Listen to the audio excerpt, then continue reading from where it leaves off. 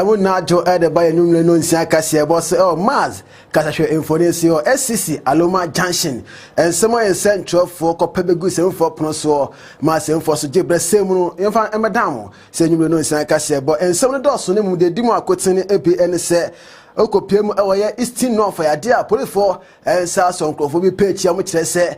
we share the Kitom now. I quite say, Yanamundu Bonini be the Kitom, Sabria Menoka said,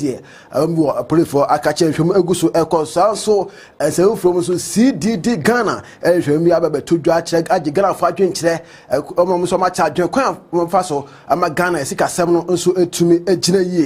Ghana Man Penny's Excellency John Dramani Mahama, and in Zambia to Draco Pimo Kintampo, I was say Embrason say a secret no to me miemu selebe boa ama Ghana ye hye ne to no so etumi egina brane we ene afrobia account ne abobo anse no nsi aka sebe ba somo ma me mfa aseda no bi emfa ema Kratos Herbal and Fertility Center omo no maso asene osika afamu endi de eba no yale be etil so nko ade say fan a 17 fibroid anasi stroke connected to diabetes ni na no ya dia Kratos Herbal and Fertility Center ebejibra boa omo number ni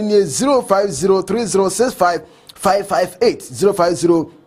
0503065 and our face 0543642726 na Kratos into me and also and our friend Safe Plan Real Estate Company Limited and so as you see sika afemu say a ban sense as 17 kwadia e bia passa siato say per quarter plot half plot one plot to be another two plot to be a ni na no betumi abo to pe bi ti say papa se and our panel na say bia akoti ebri pampa so and our penny na no e ade Safe Plan Real Estate ebedebre etumi aboa obetima from e was 0544984891 0544984891 and now see 0593508781 0593508781 now Safe Plan Real Estate Company Limited enyebre na famo emwa omo adaruma ene etumi ni nsam eba metin e de jare mat me twam ho be ba kase wono we do musiko.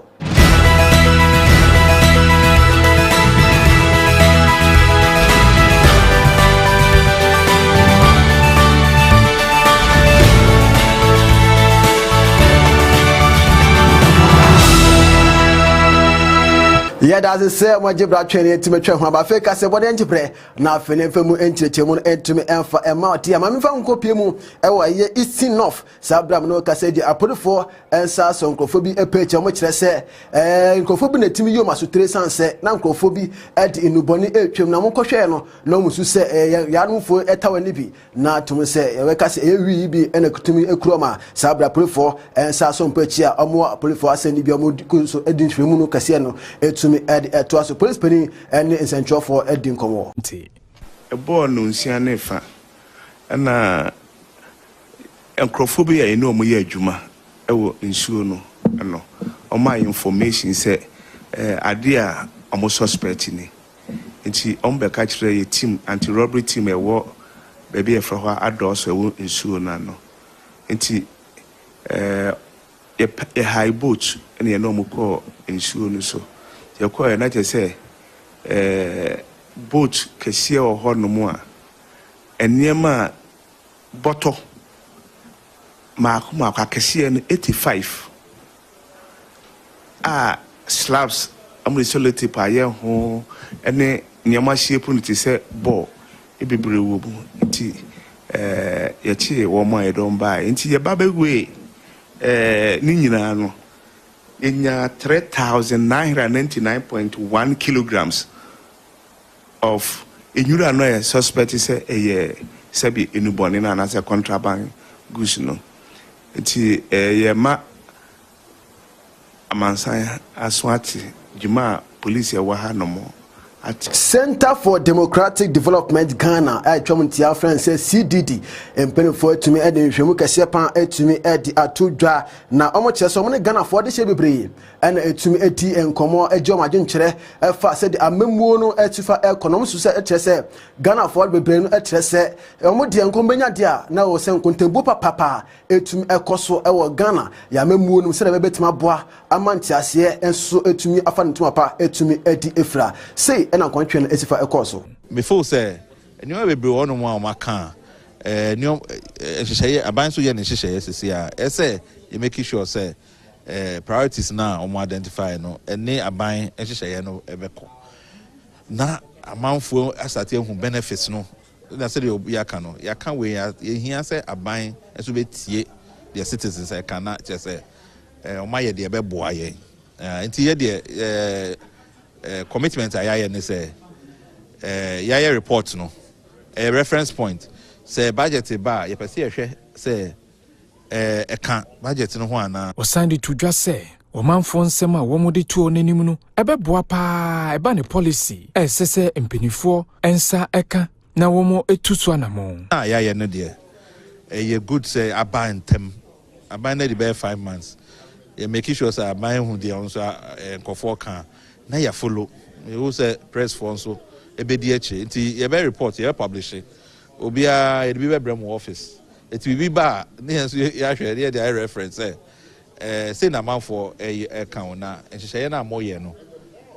has it taken into consideration the nkɔfoɔ aka na kakrakra ɛwɔ nsɛm from nsɛm fam nkɔpiem ɛwɔ soaman DCE a ɔhɔ ne din de ɔbɔ ɛyɛ Vasco ɔkyerɛ sɛ ɔhwɛ ɔsɔe a Ghana mpani His Excellency John Dramani Mahama wɔsɔe sɛ ɔbɛko tia gamse na yɛnsuo ne ansase ne mfudie ɛsɛ no ɛna na ɛto bɛtumi atwa no ɔnso kyerɛ sɛ ɔde ho ɛbɛgyi mpa sɛ na bɛyɛ a sɛ ko kɛseɛ no ɛbɛtumi aba na afɛ ne gamse ho sɛnsɛm nyinaa no ɛtumi aba na wie ɔne nsɛntwerɛfoɔ ɛbɔ nkɔmmɔ fa na no montuo ne nsusuɛ ho the last time I buy no in fact they confirm me almost 1 month 2 weeks any woman me to many be share ha me buy na unhu se no kura da ha na su na si toya river na si kura in fact me take bold step e catch mo ha nyina so mo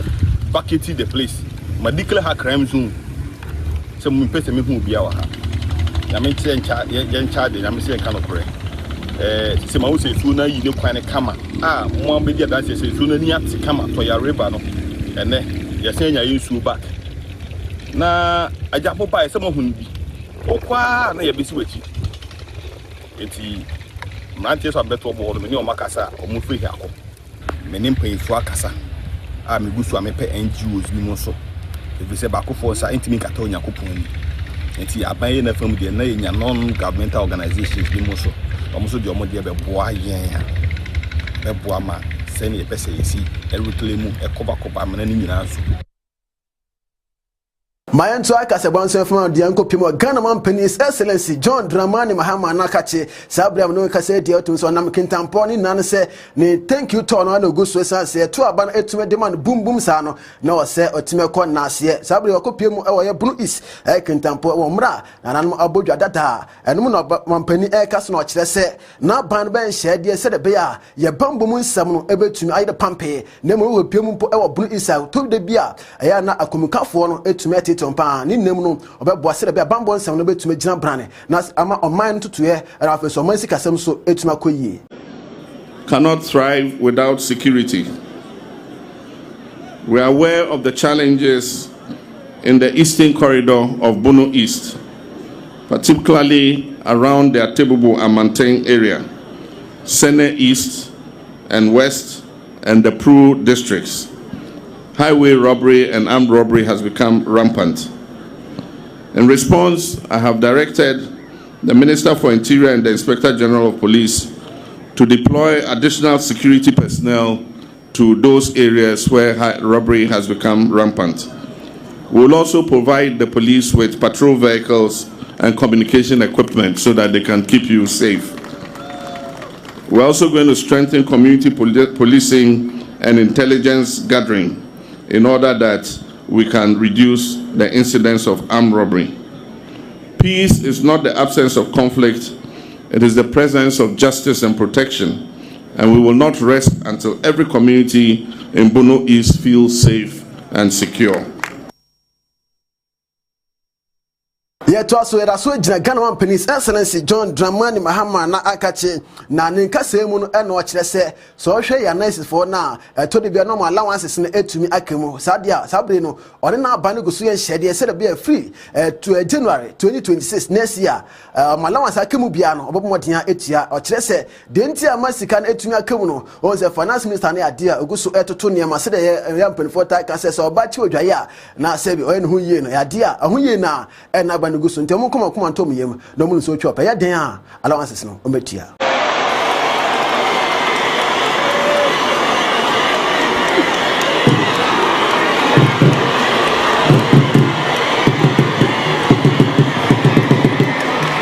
Thank you.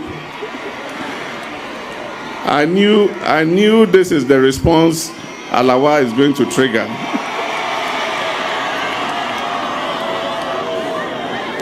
Let me assure you that the minister has made adequate provision in the budget for the payment of allowances.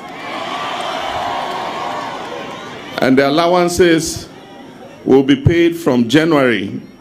And so you'll get the arrears. When we pay the allowances, you'll receive the arrears. But what has delayed it is that the minister is putting in a system so that you'll be paid through the controller and accountant general, so that every month when workers receive their salaries, trainees will also receive their allowances. So when that is done, you receive your allowances every month, and then we'll pay you the arrears from January until the time you started receiving the allowances. Education remains one of the top pillars of our national transformation, and our vision is to ensure that no child, regardless of their background or ability, is left behind. In the Bono East, our target in education and the initiatives we shall pursue include completion of all abandoned E-blocks, some of which are located in this region. The absorption of first-year academic admission fees for all students entering public tertiary institutions.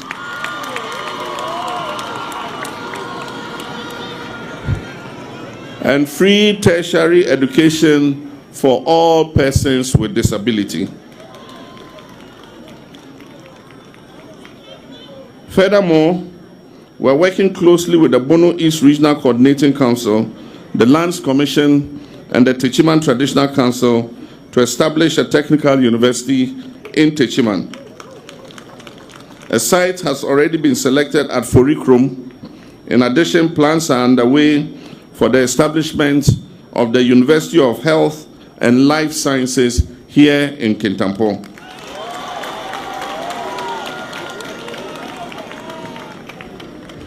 We believe that technical education is essential for industrial growth and job creation. And with these institutions, we aim to bridge the skills gap and create opportunities for the youth of the region. Yet to akasebon sen fama die da so a e Ghana Penny asoye on se ne kasem no kire se to de bia on se nuanom muslimi fo no so mutu kwan akoye omomeka na haja kwentu kase no e na sika mutu na ade na mu du pa na aban ba ade ode nhegu akwan mu ama sika no mutu no ade etumi aba fam no kire se so hwe mprempre se de Ghana esidi no esifa nya hoɔden na etumi tu na mo sabre a ache dollar na hye fam na ebo dollar na akonyo na ebetumi abon papa na mum no gusu ye ntotoye sene be asempo se dollar no koso na sidi no ekoso agina na namon so na ho odimu a ebia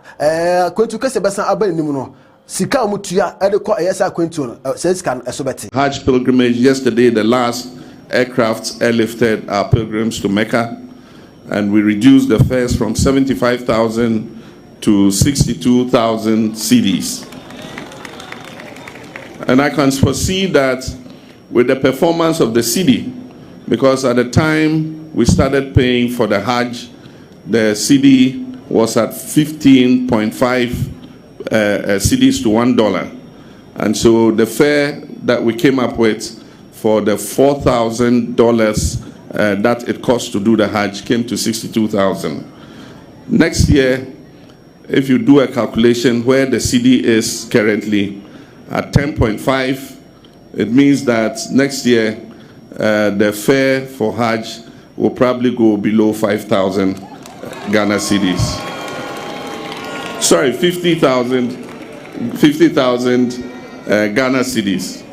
And so if the cedi keeps performing the way it is and being an abrantier the way it is, it will give more relief to our brothers and sisters who will decide to embark on the Hajj. Na ye jina we suni etwe ho ba ba ka se bon de akebia no mekire matimi atiama ho.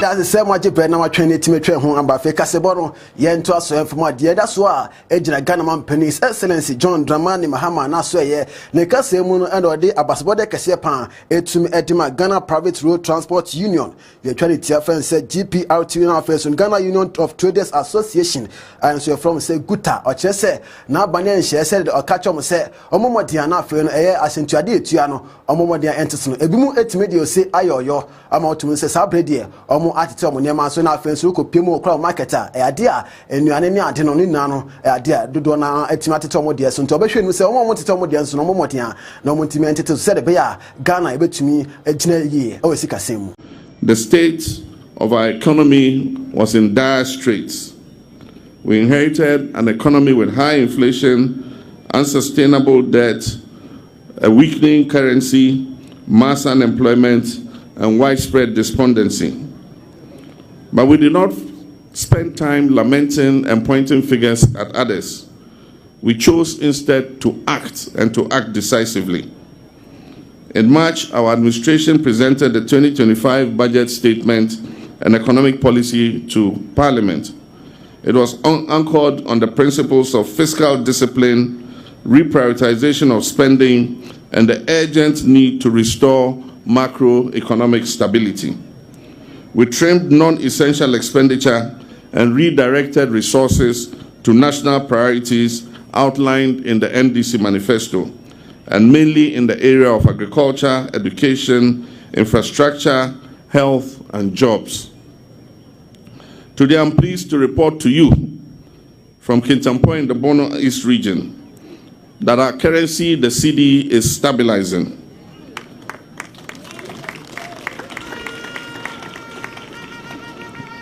Inflation is gradually declining. Investor confidence in our economy is returning, and Ghanaians are beginning to feel a slow but steady relief when they go to the market. I commend the Minister for Finance and the Governor of Bank of Ghana and their respective teams for their dedication and coordination in managing this economic turnaround. And I want to take the opportunity to thank the GPRTU and the various drivers' unions for reducing transport fares to bring relief to Ghanaians from Yento akasebo so entumi emfa amount ye nenim se adeba ko a ya na drafo no entumi edi ebu Ghana fo akonyon pa no eye fu en ho sensem no sababa no kase de enhwemu ababetodwa e kire se nyame adom a hrebe efri bosumi edi enim ekono petrol a ye to no na se fu en ho sensem no ade a ye ba beti so be se 5 to 9% eno ebetumi abo papa ama akonamba die so etumi akoyie na emra pani ane din ede eye engineer ohene akoto eni centrofo ekasa no ene executive director Edema ASEC African Sustainable Energy Center and ochese nhwemu no tumi akoso na momnom sa eka esiombo se nyame aduma efri bosu edi enim ko ya no fu ho sensam no ye beto so magana adehye eho atom efri next week iko African Sustainable Energy Center for ye predict say price no ebeba from within the range of 5% to 9%. Inti say ye call ye fuel station near Kwako Pompe for a good car mu and other stuff now. Yan trade him say a better petrol no 12 cedis per liter to 12.6 cedis per liter. And dear friend of diesel also you better no 12.6 cedis per liter to 13.2 cedis per per liter. Share the Ebeka say factors are into play for pricing of fuel. One, see the Yahundi Edimu Akotene.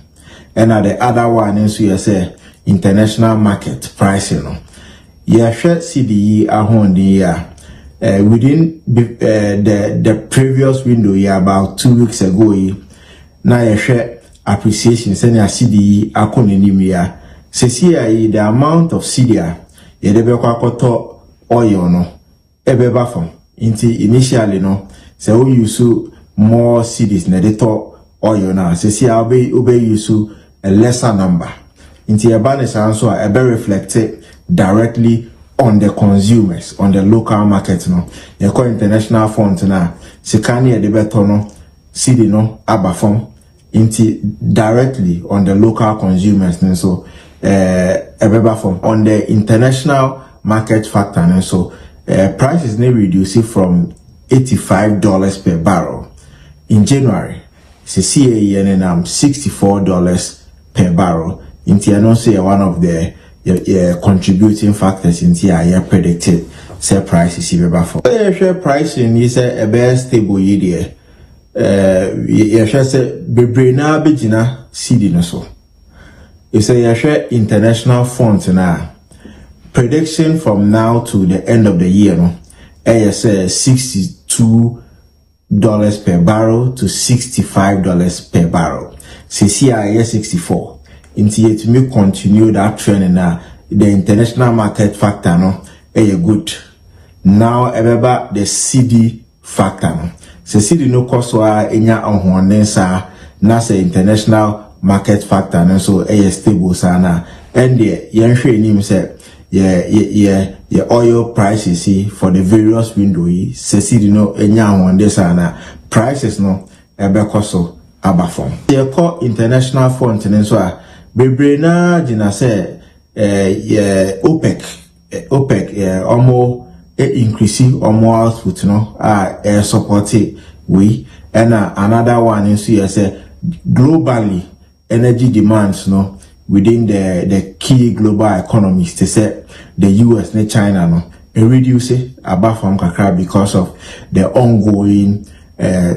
trade tensions here war system here. I don't say one of the contributing factors are the Association of Automobile Artisan automotive Trinity Akasifita for Nkabunku and Omoche say Oma to us Ghana Company's Excellency John Dramani Mahama say 24-hour economy share na person or depano idea on form can be essence metuma bom papa said be am so metuma fani pado do na ejuna mla pani odi omanim ni ti ede James Ahen and central for ebon komo ede kire sidinti a omodi sad sewe ede to Ghana Company enim Association of Automobile Artisans Ghana enye enne ane ye hyase enye ne 24-hour service a ye di ma on my Ghana no enchiremu no da ho a ka ban pani so ade huni ba yi so otimi aboa Association of Automobile Artisans Ghana ni ato kase mu odin a ka beboa yi obi a ne ka ye ba ko pe ewo on my Ghana mu no saa kwanya we beboa ne yi se obenya nsiesie pa enkwanhia dodo ye hu no wo ye kwan so nyina de te ne se enipa ne nya bre anu akoye nsiesie pa again ba bi okoye nsiesie ne so no nipa no wo no nte de wo ya se ba Association of Automobile Artisans Ghana no ye de nte ya pa amasafo we nyina enti wo do ka ne ba anwumre no onum na ye wo mabu no wo mu no da awia wo beba saa bre no aba be ye ka no ho adwuma no onum no nsia no nso no nkron no mo awie enti ano papa no wo kwa adwuma no asafa ho no afa ka akọ enti wo ka ye wana Association of Automobile Artisans Ghana the 24-hour service ebuko mu a ye betime aboa wasiese wa hyɛ no a wo ho behare wo kora me gidi se we ne de o mampani ka no en ho ha pepepe ne wo enti se ani so ade hu ti se na ban so ka 24-hour economy ho asɛm a ye onipa no bebre o mo nti ase aye enioma huhu bi ne wo mu ba me de mi kyerɛ adofo am wase mu nyina mu tie emu da ho fa ka ne kwa adwuma ebo no onum afabra anopa no nsia bra ba be fa ko na yenjina vita fo nka bon ko nsem so na afenfa kasebodi na entumi enfa ensi ha mame fasida no enfa emase plan real estate na afenso no Kratos Eba Fertility Center ono mbo esika fam metumi ni nsem no etumi edebe somo ensem edeba no de edimu akotini ebini se Ghana man pani His Excellency John Dramani Mahama chese nazi for na mo asika na etima kam na allowance no omo nka ko antom yo na edela free na me adoma next year 2026 de cash na ebeba ambotum so etumi ayede papa we na afro bi aka won etumi bo na se nyum no nsa kasebo etumi edebe down wo ma me fast dan etumi emfa Emma Isaac ona sabre de original bebi na chi etimi de ma me kama enso ho MCA onso etumi eboy papa lemo do bobo ansa no etumi de besomo de aye Madam Jifa me be kan etumi de ma metin ejare mat nyame adoma ye besan ede hye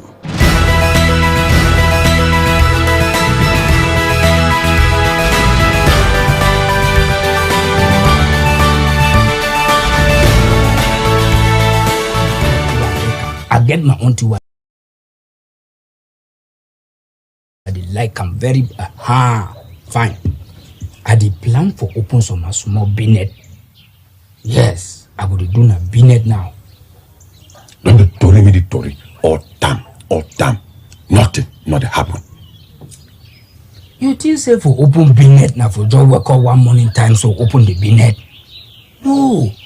for open binet you need time. I don't yard against your sister. I don't come village. After all this yard. Asho, why you this say all una so where they look me?